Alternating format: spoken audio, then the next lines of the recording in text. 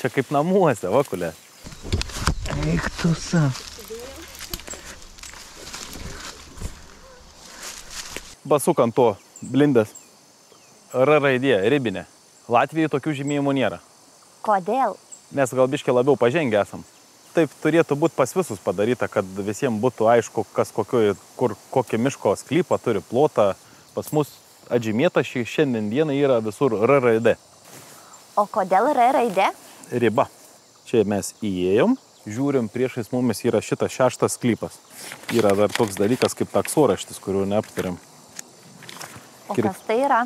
Taksoraštis tai yra surašyti visi duomenys apie patį mišką, patį medyną. Šitie visi medeliai, šermukšnis, šaltekšniai, visi šitie krūmokšniai, išskyrus šituos beržus, yra vadinami traku.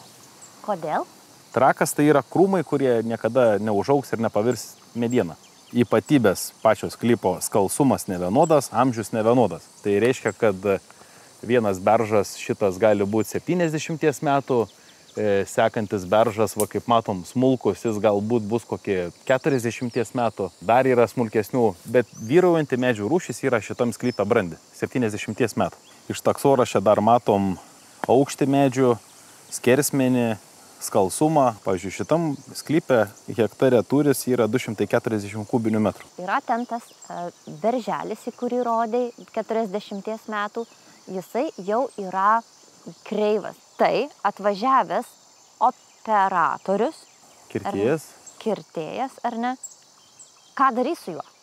Jis supjaus visą malkom. Tiksliau, 1-3 metrų ilgio malką atpjaus ir pasibaigs. O ką reikėtų, tarkim, su šituo medžiu padaryti, kad jisai tiktų ne malkai? Nieko. Jis jau viskas. Jau toks jau užaugęs, jau, pavyzdžiui, šitas beržas, tai čia jau yra geros kokybės beržo rastai bus pagaminti.